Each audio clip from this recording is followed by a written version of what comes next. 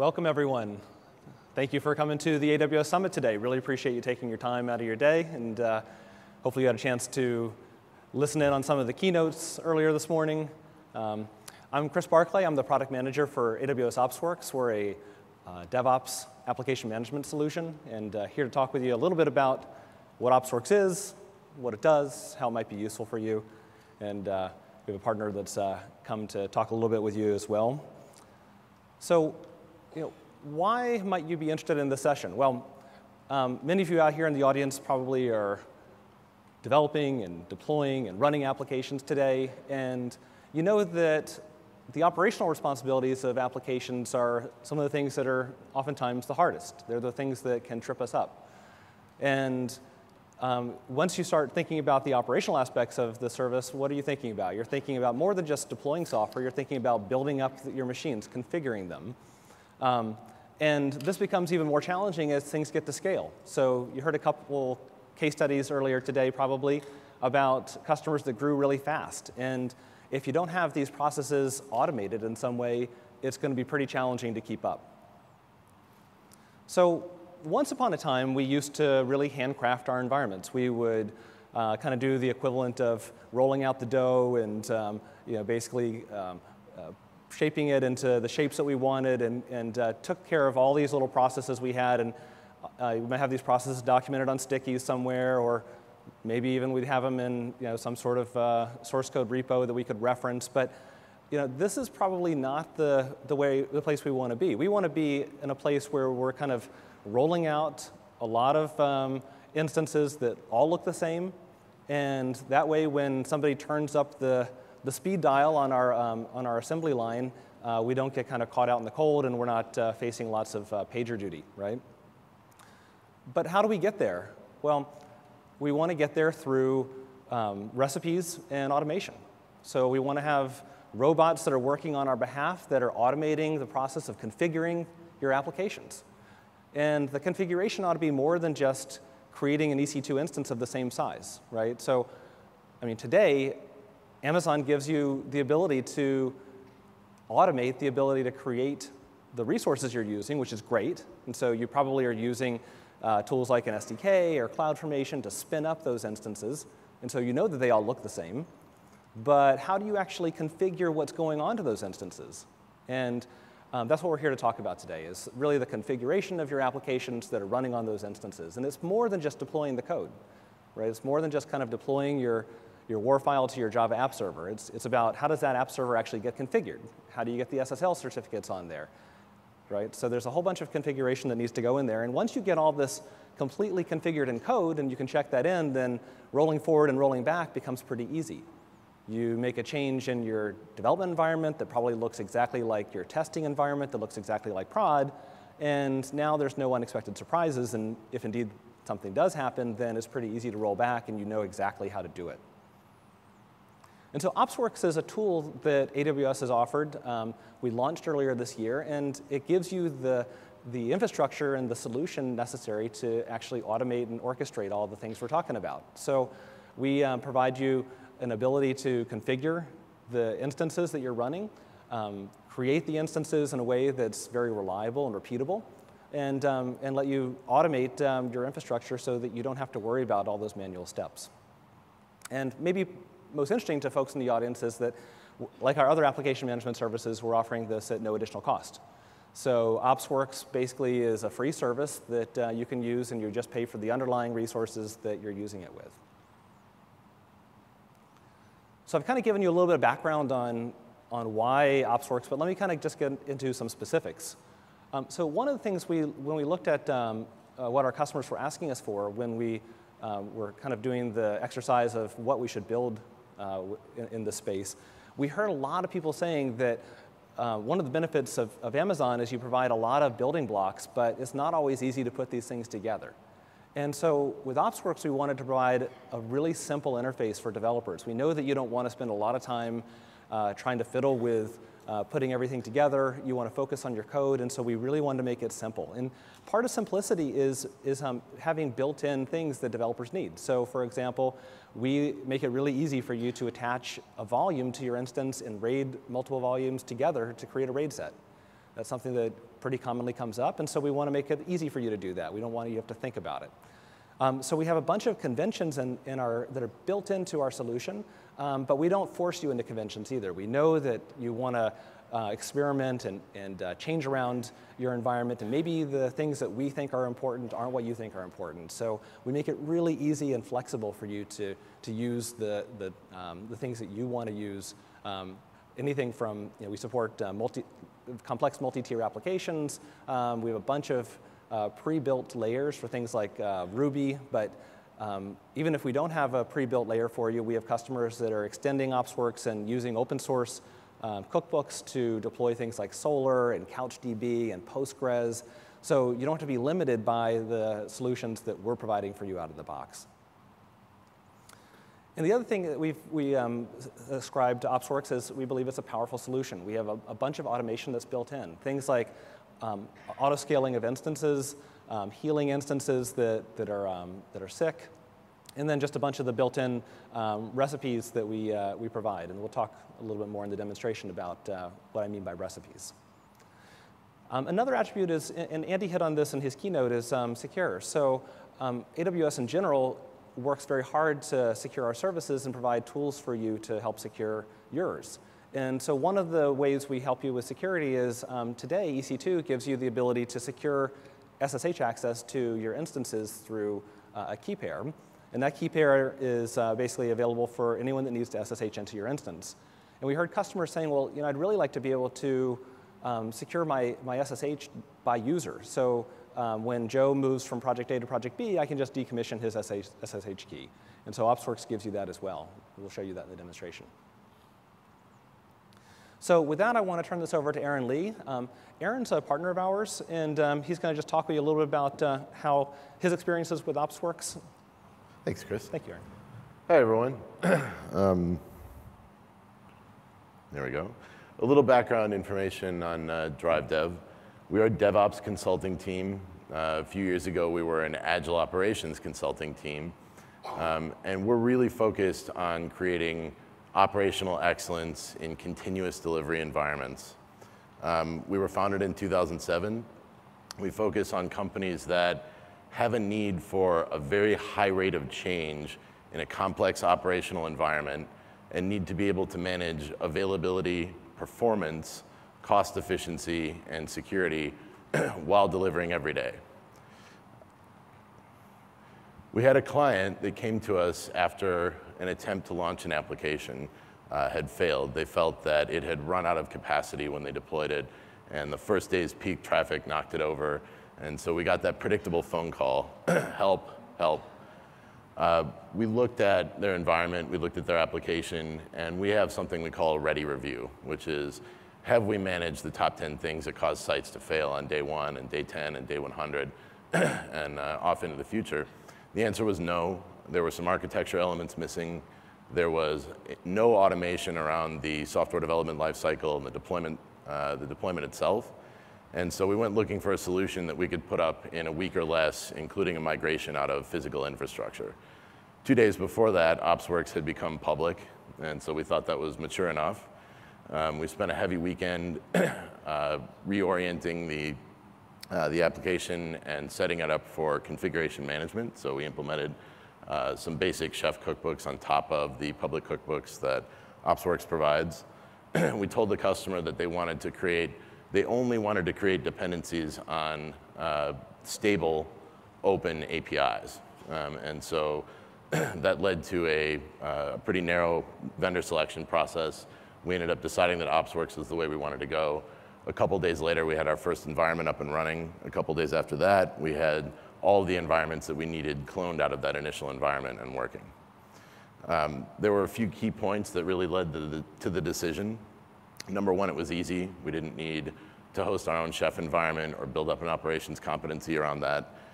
Number two, as I mentioned, it was fast. We didn't have to build the lifecycle management that typically one has to script over the base capabilities. Number three, it did handle the custom aspects of our application. So we had some pipeline steps that certainly would have provided a challenge to brittle scripts that we might have tried to put together ourselves. And finally, it provides a control surface out of the box for your operations team your DevOps team and your customer to have some control over that environment. That was really helpful for us.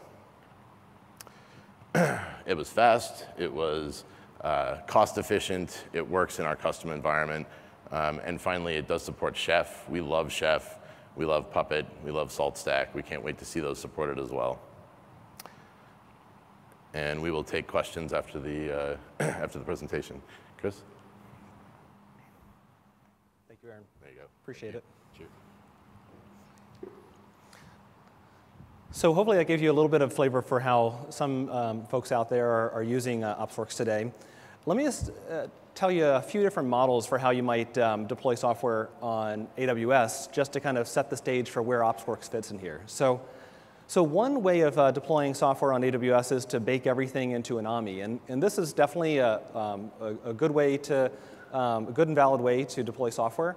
It has the benefit of being really compatible with EC2 auto-scaling groups. One of the benefits is it's very fast to boot this up. The downside of this approach, though, is that any change you have to make means you have to bake a new AMI. So if you're thinking about an environment like a lot of our customers do, where you have a continuous integration tool chain, this approach can sometimes have a little bit of delay in there that you might not want. A second deployment option is represented in one of our sister services, Elastic Beanstalk, and they have an AMI that basically bakes in a lot of the tooling that you want, and then it lets you just kind of push your code in. So this is kind of we'll call it maybe a half-baked AMI. And then where OpsWorks fits in here is we have a very minimal AMI, and we let you deploy and manage and configure everything on top of it using Chef. So 3 different approaches to how you can deploy software on AWS, and which one you go with ultimately is influenced by the sorts of characteristics you're looking for in your development environment. So I mentioned Beanstalk, and let me just tell you a little bit about the different application management services out at AWS so you can kind of understand where OpsWorks fits in. Now, on the far left, as I mentioned, is Beanstalk. And Beanstalk's a great solution if you're looking for just kind of deploying your code to the cloud and going. Andy mentioned it this morning in reference to it basically provides all the services that you might want for your application. It builds them up for you. So it creates EC2 instances and the auto-scaling groups and the load balancers, and it goes ahead and takes care of all that for you. But it's fairly prescribed. So if you want to deviate from that configuration, you don't have as much control of that. You have very few controls. It's much more of just load up your code and go. And a lot of customers really like that, but if you want a little more control, then you kind of move over towards the right of our slide here. On the far right, you have kind of all the services that AWS is known for, EC2 and auto-scaling and load balancing, and you can certainly put all those together yourself.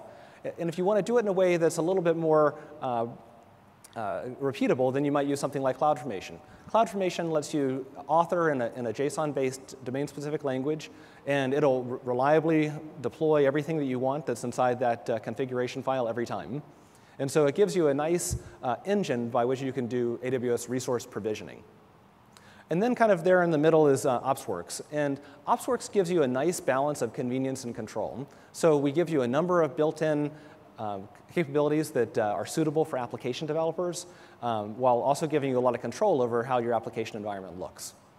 So we'll show you a bunch of this inside the demonstration. So I want to kind of jump into the demonstration because I think that'll illustrate a bunch of the characteristics of the service that I've been talking about. So what we're first going to do is create a stack. A stack in OpsWorks is the set of resources you're using for a common purpose. And that purpose could be your development web server. It could be a production environment. It's really whatever you need for the purpose that you're building. And a stack has one or more layers. And a layer is basically something like your PHP app server or your database server, maybe a load balancer. So it's a blueprint for a set of instances that you're using for that purpose.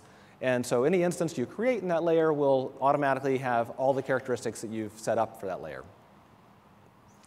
Then, of course, for those instances that you're provisioning, you tell us how you want them to be provisioned. Do you want them on all the time, or do you want to be able to create them based on load-based scaling, or maybe time-based scaling for a predictable sort of load that you might have? Oops.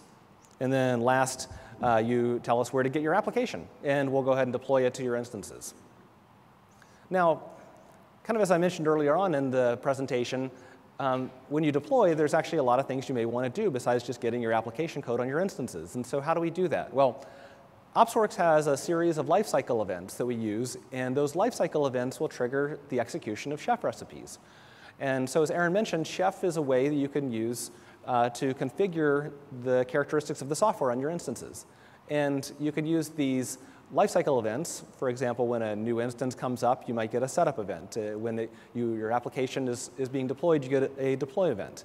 And so during these events in your application lifecycle, you can then have the chef recipes execute and perform tasks that you want to have done on your behalf. And in my demonstration, one of the things I'm going to do is, and it's probably pretty typical for those of you out there that are using databases with your applications, you're going to want to be able to connect your application to your database. So you may want to pass in your database endpoint, maybe the database credentials, or anything else you might need your application to know about. And so we can now avoid putting all that information into our application source code. Instead, we can handle it just through chef configuration recipes. So let's just show you a quick example of what this looks like, because I'm not going to spend a lot of time in the demonstration on it. You can see kind of up above, I have a recipe for how I could do a connection to my database. And this, if you kind of can parse it mentally, you can see the MySQL connection string with a bunch of parentheses and angle brackets inside there. Those represent the variables that we're going to be plugging in there from our chef metadata. So the metadata basically shows us a username of root, a password of ABCXYZ, and we can see how those just get plugged in and form the command that gets executed on our behalf.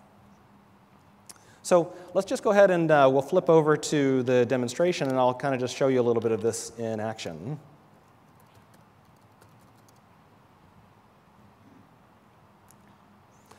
So here we have the OpsWorks Management Console, and I'm going to go ahead and create myself a new stack. And we'll kind of give this stack name. And we can see there's a number of defaults here. So I can pick a default operating system. We support Linux and Ubuntu today. We can pick a default region, default availability zone. And these defaults can typically be overridden while I'm inside my stack. So I could have instances in multiple availability zones, for example. I can pick default SSH keys and a number of other attributes. I'm going to go ahead and scroll down and because we're going to use some custom chef cookbooks to customize my environment. And so we support a number of repository types like Git and Subversion. You can even upload bundles to HTTP, onto an HTTP server, or use S3. And here's my cookbook repository. This is actually out there on the open source. So you can kind of take a look at it if you're so inclined after this demonstration. It's in GitHub. And I'll just go ahead and paste my GitHub URL inside here. Now, this is a public repository, but if it was private, then I could paste my SSH key in here. If this was Subversion, I could put in my credentials. So you can keep your cookbooks, as well as your source code, obviously, private if you wanted to, even if it's out in the open. Or you can use tools like Amazon's VPC to connect with your own data centers in case you have your own Git repository or Subversion running locally. So let's just go ahead and we'll create that stack. And now what I want to do is add the layers. So my application is a PHP application, and it connects to a database. So let's just go ahead and create those two layers. So I'll create a PHP app server layer, and I'll create a MySQL database layer.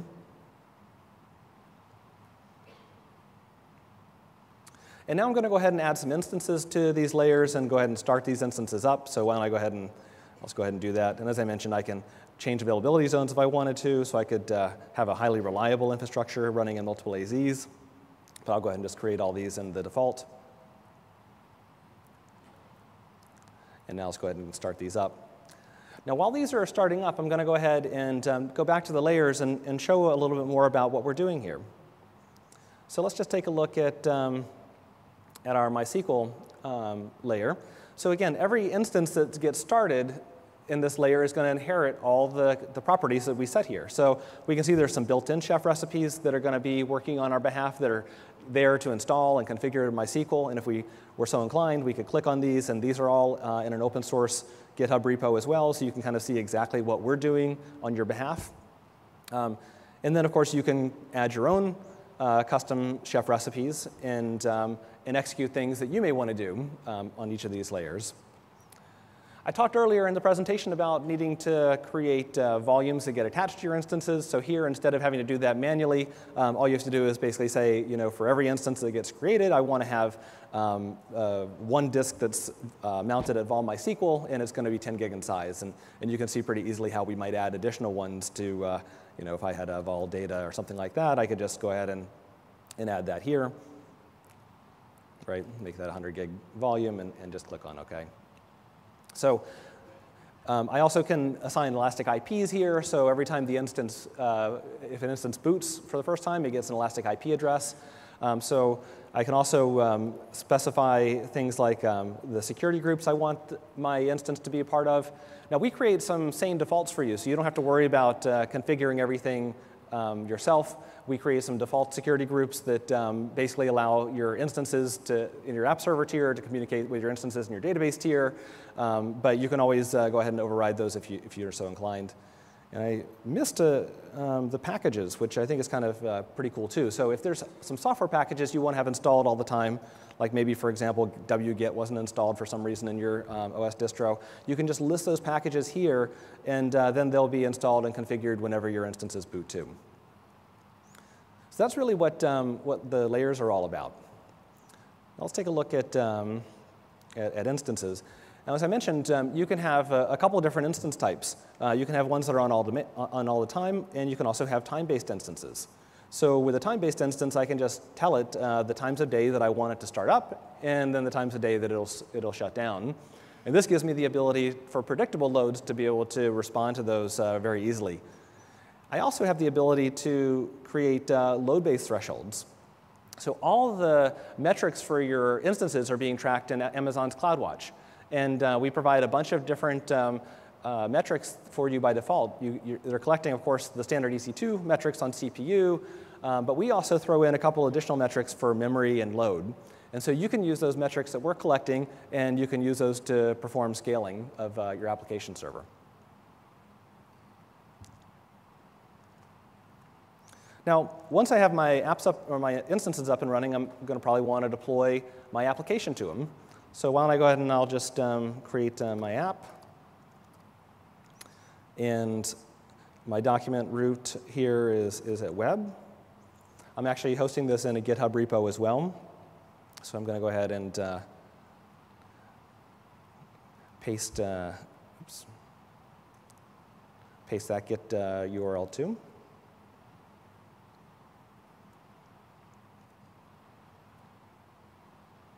And then I could specify things like branch and version number. So if I was moving from version 1 to version 2, I could just change it here. And we'll go ahead and add this app. Now, one of the things I wanted to show you guys today was using OpsWorks as part of a continuous integration and deployment pipeline. So a lot of folks that we talk with are using tools like Jenkins to automate the build process that they have and then run tests on their behalf. And so we do the same thing internally. We run our service on OpsWorks, and we have Jenkins that performs our builds, and then we have a set of integration tests that we use before we actually push anything to our staging environment. And there's a great talk later today about continuous integration deployment that I'd encourage you to go to.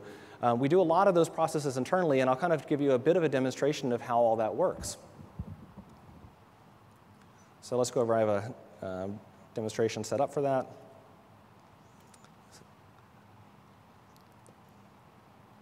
So let's take a look at what we have running. So we have a couple different servers running. Here I've created a Jenkins server. And this Jenkins server is just running on our Nginx static web server layer. If we take a look at the layers, we can kind of see what I've done here. Took us a basic static web server layer, and I've added a Jenkins recipe to both set up and deploy. So I install my Jenkins, and then I perform a couple configuration tasks on it when application deployments are being asked. So I have a Jenkins server that's been set up. I have my application server that's been set up. And the deployment pipeline looks kind of like this. When I make a change to my application in my source repo, and you kind of saw my source repo there in GitHub, then it kicks off an event to my Jenkins build server. And the Jenkins build server goes ahead and goes through the build process, runs any tests I might have, and then if the tests all pass and I get the little blue circle in Jenkins, then it'll actually kick off a deployment to deploy those changes. Now in this example, we're actually deploying to prod, which may not be exactly what you'd want to do on each source change. Instead, what a lot of people do is they might have their pipeline deploy automatically on changes to their staging environment, their testing environment. They might run additional manual tests or something like that, and then they'll go ahead and press a button to have it deploy out to prod. You could use things like Route 53 to actually shift over percentages of your traffic, so you're not shifting over 100% of traffic to your new version, and in case there's any problems, you can always roll back. And so let's just go ahead and show how that might work. So here in my application source, I'm going to go and this is a very basic web application that allows me to enter some thoughts, capture those thoughts into a database, and then display what people have entered inside there. And we can kind of see that I have the title of the application is Your Thoughts ? I've been told that it might be a little bit more impactful if we change that to be an exclamation point. People are more likely to want to add their thoughts then. So let's just go ahead and we'll make a change. I'll go ahead and check that into my repository. We'll go back over to Jenkins and take a look at my application that is here, and we can see that looks like a build is just getting kicked off. So Jenkins is going to go ahead and go through its steps to do the verification. Run through my automated testing process and that sort of thing. Now, if there were to be a problem, like maybe I forgot my semicolon or what have you, then we could have an automated email come right back out to the developer and say, hey, you need to back out that change. But fortunately, we know that I don't have any problems, at least in this example, with that. So why don't we come over and take a look at deployments. So we can see that Jenkins has kicked off a deployment. So it's kicked off an application deployment to update the applications that are running on my EC2 instances. And we can see a few things about this. Let's just go ahead and click into the deployment. We can see that it's deploying to the two servers that I have running in this environment. I have a database server and the PHP app server that I showed you guys.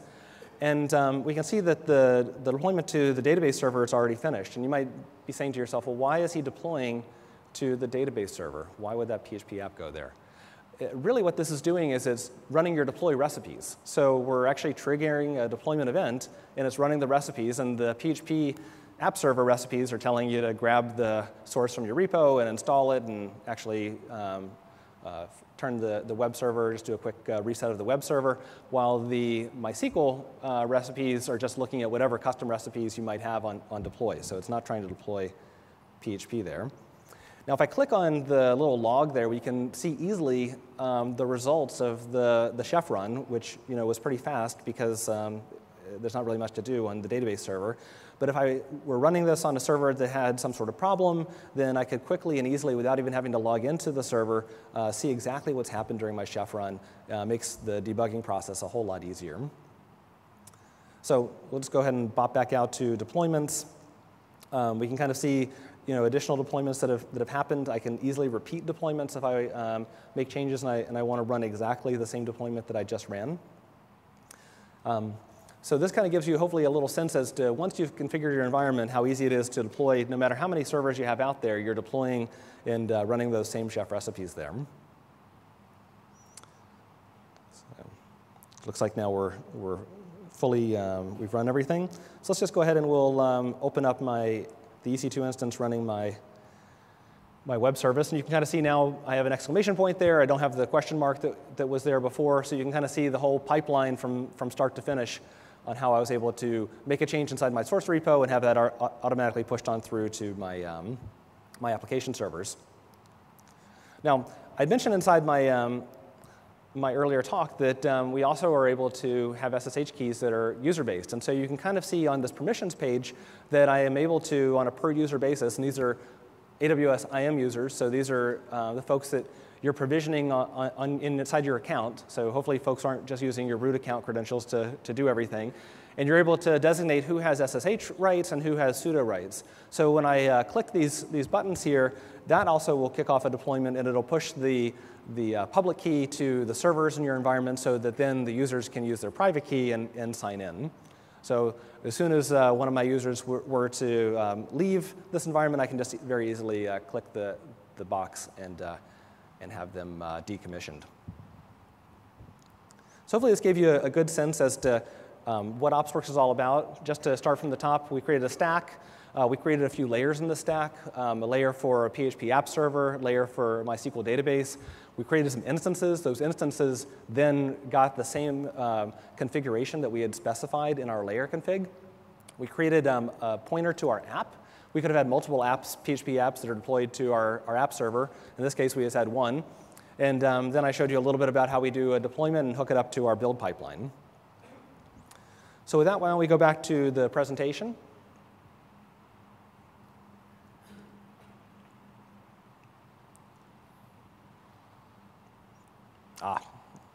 The slide that should have come before the demo. So let me just go ahead and give you a little bit of an overview of where we're going next with the service. So the service today supports a variety of EC2 resources, but we know we've heard from customers in our forums that they're very eager to get support for more AWS resource types. You can often integrate with other AWS resources like RDS through by just adding custom JSON inside the OpsWorks service, but we want to make it even easier for users. So more integration with AWS resources is coming this year.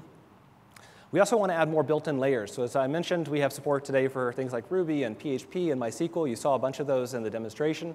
We want to go ahead and keep extending that. So vote in the forums on the layers you find most useful, what you'd like to see us support. We really are driven by what customers are asking us for.